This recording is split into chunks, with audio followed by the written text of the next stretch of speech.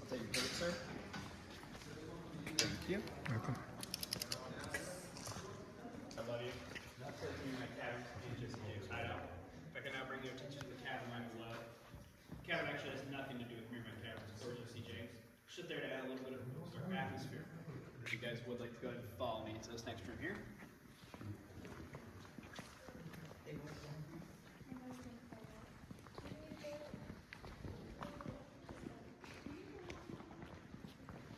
The room you guys are standing in now is what we call our grand ballroom. We call it that because during the 1920s, people would come in here, lining their curtains up on this wall. They'd shine their lights to the middle right over here to where they would dance the night away. Unfortunately, we do not do that anymore due to carbon monoxide poisoning. It's not very safe. But if you guys would like to go ahead and look at the walls and ceiling in this room, you will notice it's kind of brittle and spongy. This is actually a stone called dolomite. Dolomite is actually 8 times more dense than the concrete you're standing on right now. And that's why you do not see any formations in this room. But later on in your tour, there will be a more porous limestone, so you will see a lot more formations. But before we start, we do have a couple of rules. Rule number 1, please do not touch any of the formations in the cave. We have an oil on our skin that causes them permanent damage. It's actually illegal to touch them, so please do not do so. And rule number 2 is please stay with me at all times. I do not want to lose anybody on the tour. But that being said, you guys can go ahead and follow me this way.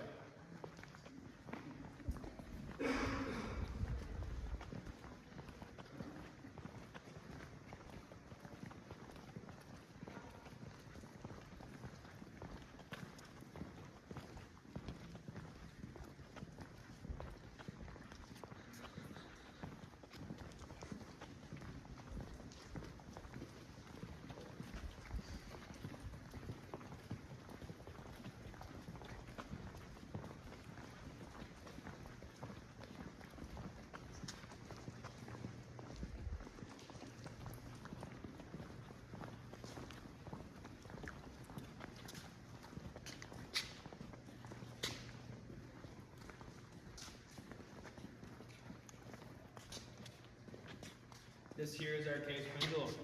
Pendulum is an object that moves in a complete circle over the course of 24 hours due to the Earth's rotation. Ours here was a science fair project done in the 1920s by a couple of high schoolers. Ours is pretty special for a couple of reasons. Ours is the only one in the entire world completely constructed underground. It's also the only one in the entire world that does not work.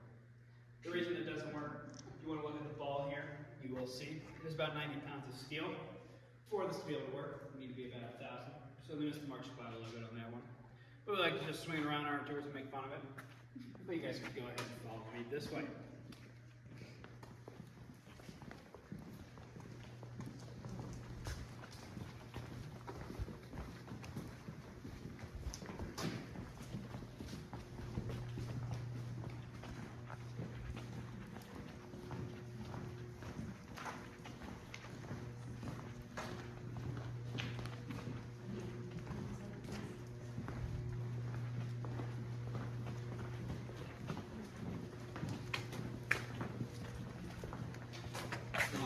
everybody would gather up right over here in this area.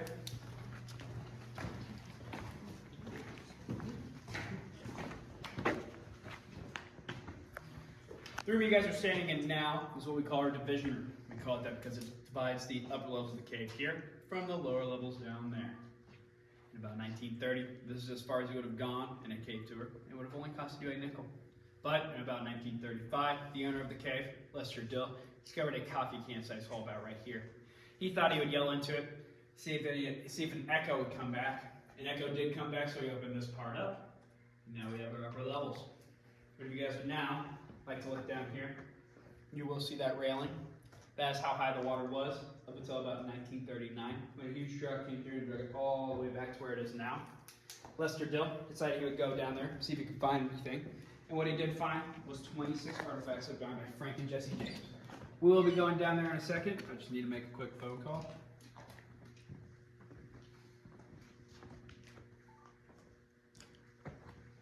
Going down.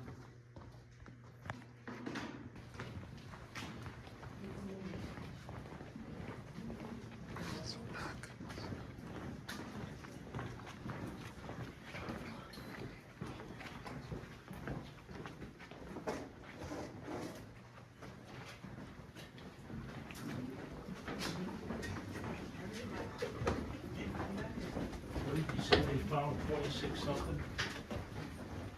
26 artifacts found by Frank and Jesse. Oh, wow. We only have 3 here. Those are like the museums and stuff. What were the artifacts? Just like different stuff they left here. We have like really cool ones. We gave the rest away to like museums.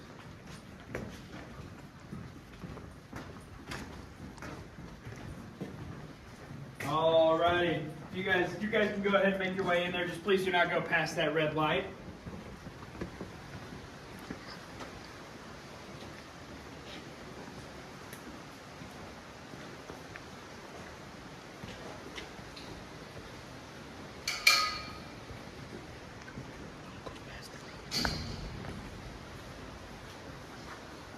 If you guys want to go ahead and look right over here, you will see Frank and Jesse, along with 3 artifacts left behind, 2 gun barrels, and a log case. This little case belonged to Denver, Missouri Mining Company. It's being transported by train, which it held all of the employees' payrolls in 1860. Frank and Jesse decided to steal it and make their way down here. Unfortunate to them, they were followed by the sheriff, who made it to about the division room before he stopped and decided to camp out for a few days. On the 3rd day of camping, he was done waiting, made his way down here, guns blazing, did not find any Frank or Jesse. The only thing he did find, though, was our Mirror River gate. If you guys would, let's go ahead and figure right here.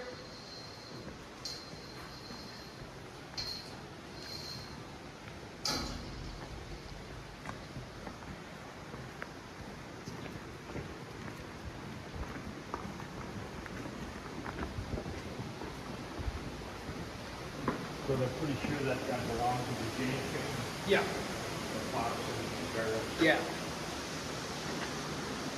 All right, you guys can go ahead and follow me this way. Well, the box originally belonged to Denver, Missouri Mining Company. Oh, the money. And then they stole it from the mining company. How far down do you think they hung out at? Just right there.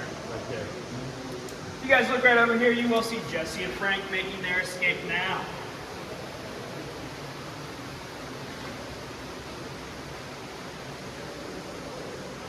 Everybody would please stick to the right side of the path up here. Yes, sir. We're all right. Yeah. So you know you have the right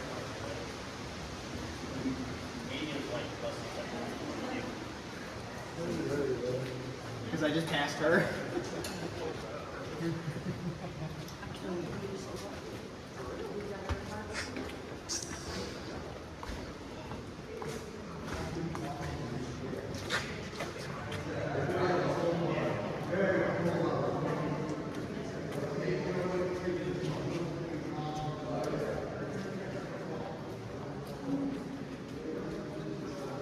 the 1960s, how far down 60s. It went all the way through, but the like pavement wasn't all the way done yet. Okay. It wasn't like how it is now. You guys can go ahead and follow me this way.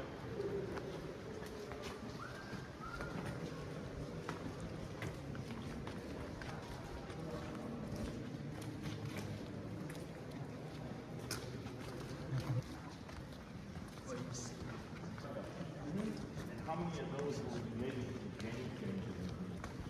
I believe all of them. I could be wrong. And if you say there's a few here in the museum or something? Fortunately, there is a group right in front of us, so we are going to be waiting here for a second, but if any of you guys have any questions so far, I will be willing to answer them. They find any bones down here? I don't believe so. No treasure? Nah. Yeah.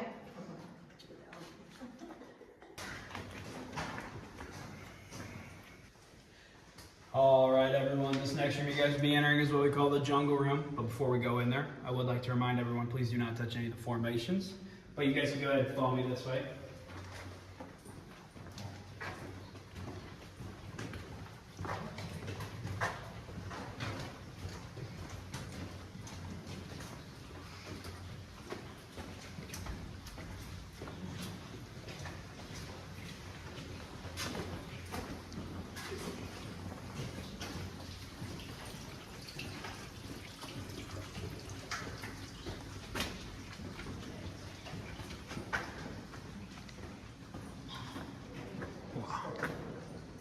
All right, if everybody would, please gather up right over here in this area.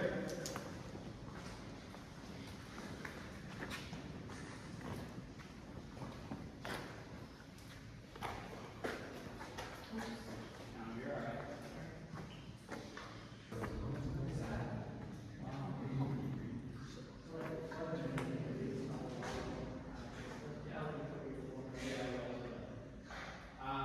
They said it's at the person said over there.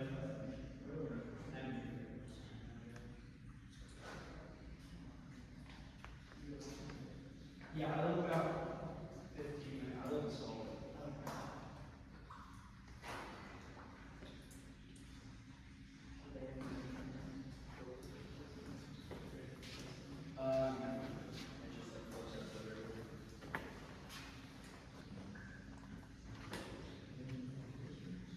Yeah, there is a fish, but it's this little tiny fish, like right like that big, and they actually have no eyes because they don't need them when they're all the way back there, and you can almost see all the way through, and you can like see the organs and stuff. Yeah, and then yeah, they just eat fast food. Yeah.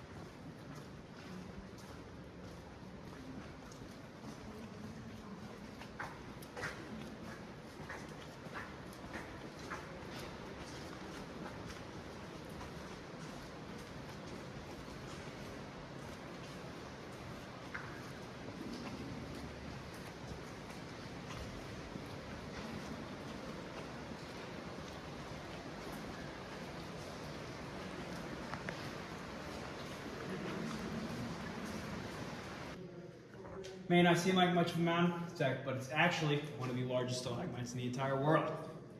It's about 28 feet tall, 800 feet in diameter, and it is about 35 million years old. If you guys want to look right over here on this side, you will see it as inactive. We like to say inactive and not dead because the water source could eventually come back, but it's been inactive for so long, it is starting to rust. But if you guys want to follow me up here, we will go to the active side.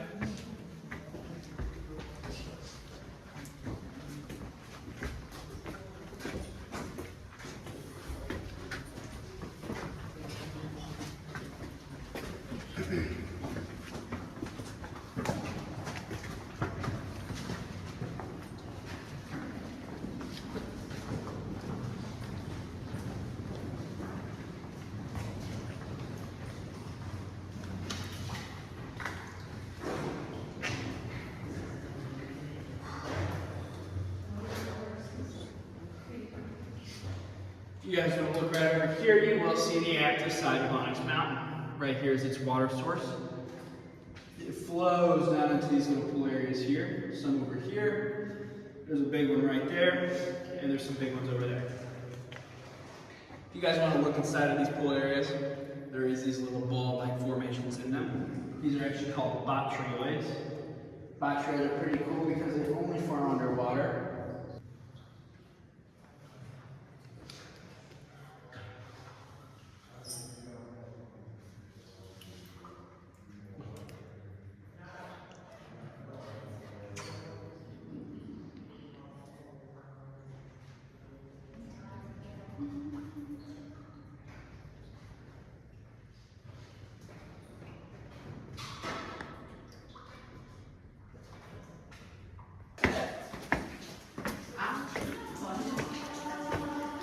You guys can go ahead and make your way up there.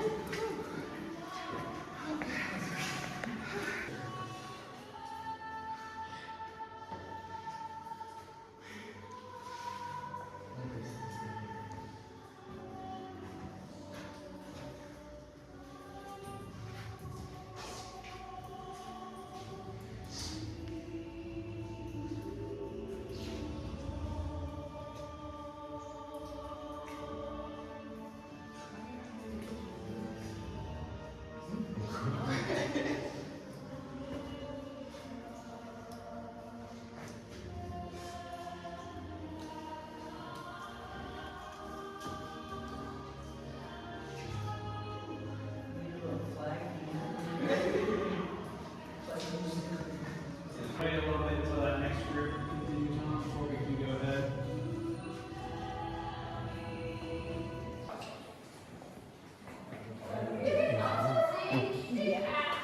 Yeah. I wonder if she practices her way.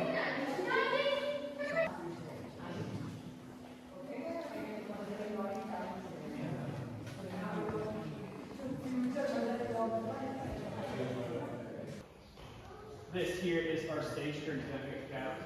It's about 75 feet tall, 50 feet wide, and about 35 feet thick. It's also about 75 million years old, making it the oldest and largest formation in our cave today. It is actually a flowstone formation, which is a slow-moving stream that over time gets petrified. But we do have a couple of cool things about it, such as our natural stage curtain carving. Right back here. After World War II, the governor of Missouri came down here to take a tour and hold a meeting. He loved this part of the tour specifically so much that he decided to give us a couple of gifts. One of those gifts was opera singer Kate Smith, who sang God Bless America for her first tour that day right here. The other gift was a glass slide that displayed the American flag that will be displayed right here. Unfortunately, we can no longer use either of those due to copyright reasons and preservation reasons. So instead, we play a video and we have a different girl that sings God Bless America. This is a tribute to all of our veterans, current, past, and future, and I hope you guys enjoy the show.